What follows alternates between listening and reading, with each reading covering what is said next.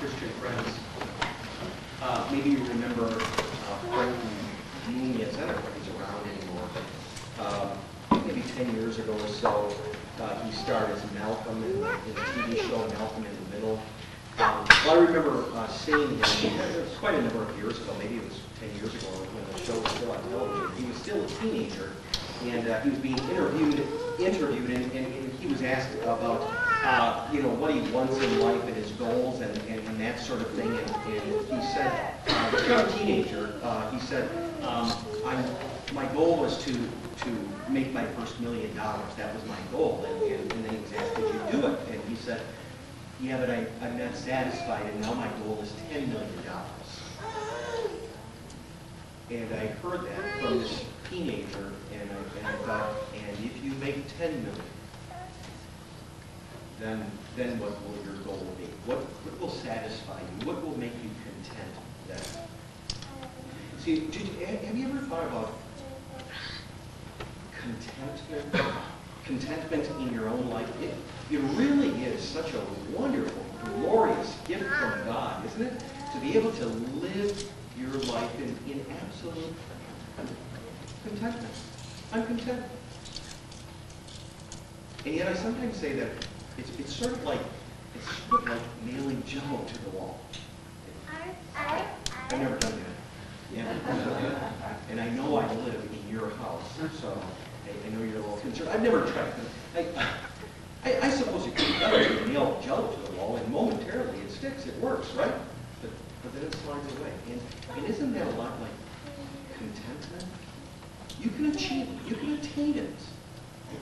But it slips away. It slips away just like that, and then you've got to work on it again. And yet, the good news from St. Paul this morning in the Bible is you too can learn this secret of being content. And being content all the time. It's a wonderful way to live your life, because the secret, Paul says, is in knowing the source of true and lasting contentment. Listen again to Paul. Paul writes, I have learned the secret of being content in any and every situation. Now that practically unheard of today, isn't it? Isn't it true? Even though our world, the world around us and our society and our culture is striving for satisfaction and contentment constantly, relentlessly, always grabbing for it. Like Frankie Nunez, as soon as I make $1 million, and then it's $10 million, and then it's something else. And that is our world too.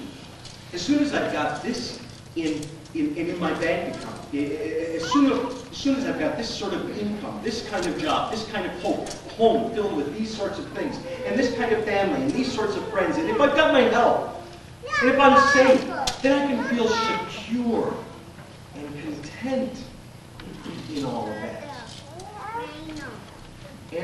And that works, doesn't it? It works. Like Jello on the wall. It works momentarily. And you and I know it too, don't we? Because all of us at one time or another, and to one degree or another, all of us have suffered some sort of economic problem. See, you cannot conquer your money. That's what we learned from that. You cannot conquer your money. And the things in our homes themselves, nice, beautiful, but you're constantly repairing this or that, or throwing it out. And even in relationships with other people, with family members, sometimes they turn their backs on you, sometimes they betray you, you can't count on them. And one minute you've got your health, and the next minute it's gone. You simply cannot count on these things. And if we base contentment, being satisfied, happiness on all of this, we will eventually be disappointed every single time. I want to share with you an illustration I thought was interesting. I read that in New York City. In New York City, there are 8 million cats. 8 million cats and 11 million dogs. That's a lot of animals. A lot of pets, even for a city the size of New York City. And when they start to die, and they do die, all of a sudden you've got a problem in a city of concrete and steel. Now, The city of New York has said that they will come and they will pick up your dead pet, your deceased pet, and they will dispose of it for $50. So there's this enterprising lady, and she looked at this problem, and it led her to start her own business. She put an ad in the paper, and she said that she will come, this is a true story, she will come and she will get you that for $25. That's the price.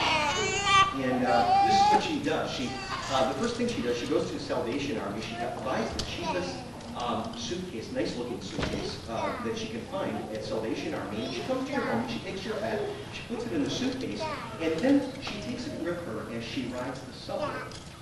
And she will set that suitcase, this is a true story, she will set that suitcase out in plain view, and then she will pretend that she's ignoring it, not paying it much attention. She'll even pretend that she's dozing off, and every single time some subway thief will come and snatch the suitcase and run out the door when it comes to this happens invariably. And can you imagine when the thief gets into that dark alley somewhere and opens the suitcase? And you know, in my own life, I have so often focused on some suitcase of contentment, some suitcase that's going to bring me satisfaction and happiness. And when I got it, I was so disappointed. And you know what I'm talking about, don't you? You know in your own life what I'm talking about. You're driving a new car for the first time. The rest of your life is going to be like walking in love, right? Until you get that first day. We're striving constantly for this satisfaction, this happiness that lasts, for contentment that won't go away. And yet invariably, when you seek true and lasting happiness in things that don't last, you're going to be disappointed. And that's another reason why this world's pursuit of contentment always falls short. Because when we deal with the world, when we live like the world, we are short-sighted, aren't we? We're constantly focusing on time, on the here and now, on the period of one's life. You see, maybe we've met people, they really seem satisfied. They're content. They're happy with their standard of living and so on. But the Bible tells us very clearly they're happy on their way to hell. That's what Jesus taught us in the parable of the rich fool. Remember that? That guy, a very rich man, in his fields produced more crops than he knew what to do with.